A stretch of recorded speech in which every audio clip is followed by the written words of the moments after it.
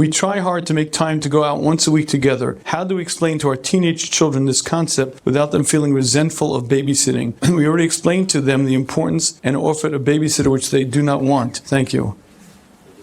You know what you teach your children? You teach your children that they are wonderful, they are great, but there are limits.